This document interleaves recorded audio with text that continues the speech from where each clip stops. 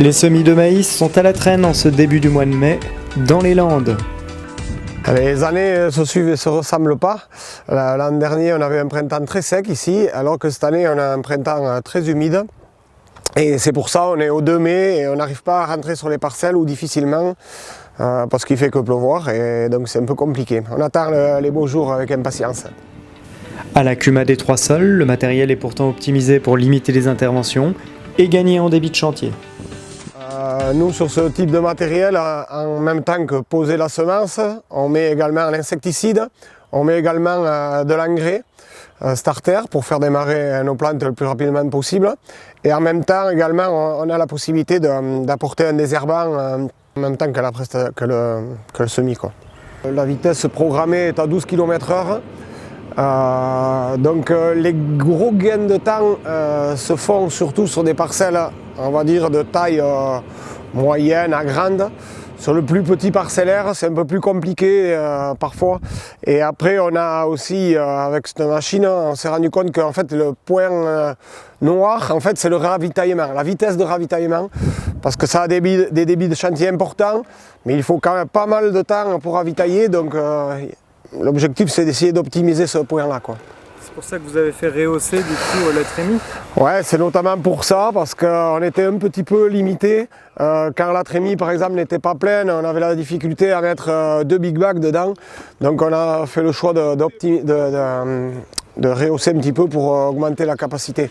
L'objectif, ça serait de ne ravitailler que 4 fois dans la journée. Ce qui est déjà pas mal, mais pour nous, ça nous ferait gagner, ça va nous faire gagner pas mal de temps. Depuis le début de la campagne de semis, c'est le nouveau Fendt One 716 qui assure la traction. Un vrai plus d'après cet agriculteur, notamment en ce qui concerne l'interconnexion des différents outils.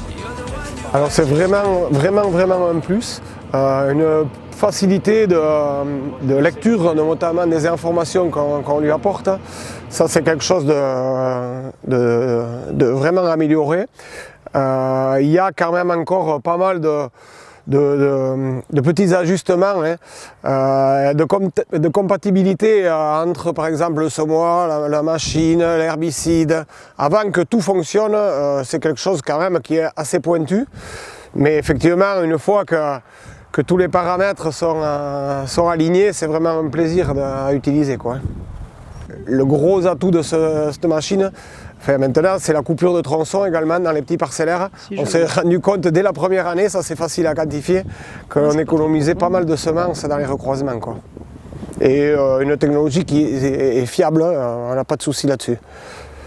Et c'est ça peut-être la différence avec la nouvelle génération des tracteurs. Aussi beaucoup moins de bugs, beaucoup moins de problématiques de coupure de signal. Vraiment une évolution positive.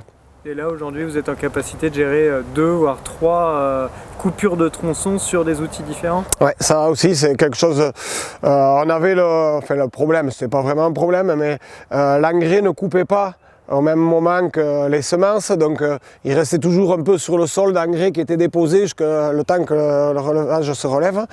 Et maintenant, grâce à la nouvelle version, il n'y a plus ce problème-là, puisque les coupures se font individuellement, engrais, semences, voire insecticides.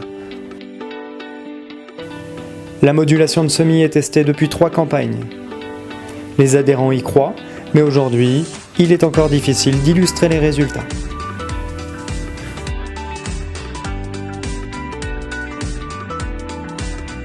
What are you thinking? You're about 100 feet away. Breathe out and breathe.